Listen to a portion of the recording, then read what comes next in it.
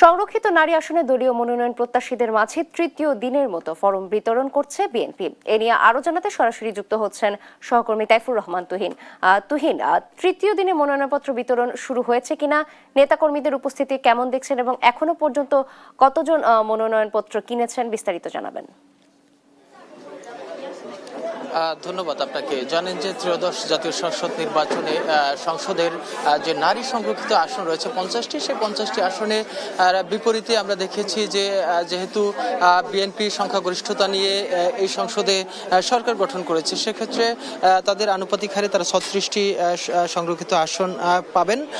সেই 36টি সংসদীয় আসনের বিপরীতে আমরা দেখেছি যে গত দুদিন ধরে আছে, তার তৃতীয় দিনের মতো কিছুক্ষণ আগে দলের পক্ষ থেকে যেটি জানানো হয়েছে, প্রায় 1100-র মতো মনোনয়ন ইতিমধ্যেই আসলে বিক্রি সম্পন্ন হয়েছে। আজও কিন্তু আসলে শেষ দিন মনোনয়ন বিক্রির। শেষ দিনে আমরা দেখছি যে আসলে দেশের বিভিন্ন এলাকা থেকে যারা নারী নেত্রী রয়েছেন তারা কিন্তু এসেছেন এবং তারা ফরম সংগ্রহ করছেন এবং অধিকাংশ ফরম কিন্তু আসলে জমাও হয়েছে। কিছুক্ষণ আগে আমরা দেখেছি যে বিএনপির সিনিয়র যুগ্ম মহাসচিব এবং প্রধানমন্ত্রী রাজনৈতিক উপদেষ্টা তিনি কিন্তু একটি সংবাদ সম্মেলন করে তিনি বলেছিলেন যে আসলে যারা এই বিএনপির বিগত 17 বছরে যাদের আন্দোলন সংগ্রামে অবদান রয়েছে, একই সাথে যারা বিভিন্ন ক্ষেত্রে তারা অবদান রেখেছেন তাদেরকে কিন্তু মূল্যায়ন করা হবে। এখানে আসলে কোনো ধরনের এই তাদের যে যোগ্যতা বিবেচনা ছাড়া আসলে কাউকে তারাকে এই ক্ষেত্রে মনোনয়ন চূড়ান্ত করবেন না, এমন কিন্তু কথা কিন্তু বারবারই বলেছেন এবং যেদিনকে এই ফরম বিতরণ শুরু হয়েছে সেদিনকেও তিনি কিন্তু একই কথাই কিন্তু বলেছেন। আজকে আমরা কিন্তু আরো স্পষ্ট করে যে আসলে এই আন্দোলনে অনেকেরই অবদান রয়েছে, তবে যাদের বেশি ত্যাগ থেকে ভিগো ওয়্যার গার্ড প্রয়োজন মতো বাঁকানো যায়, অধিক চাপেও ভাঙে না। ভিগো থেকে যারা নেত্রীরা রয়েছেন তারা ফরমগুলো আসলে তৃতীয় দিনের মতো ফরম কিন্তু বিক্রি চলছে।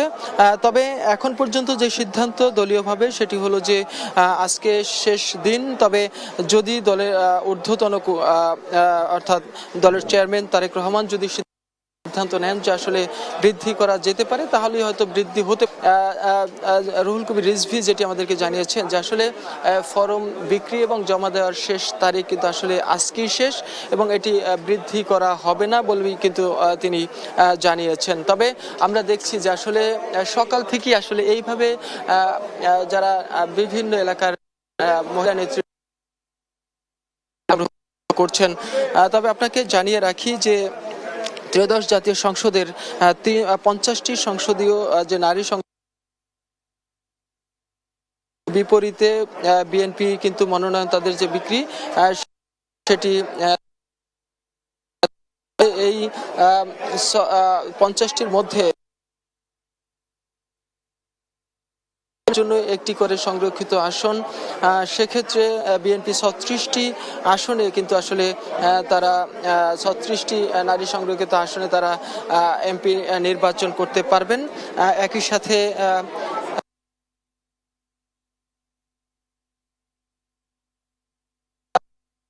তাদের প্রার্থী ও স্বতন্ত্র থেকে একজন প্রার্থী তারা চূড়ান্ত করতে পারবেন। এভাবেই কিন্তু আসলে 50টি সংসদীয় আসন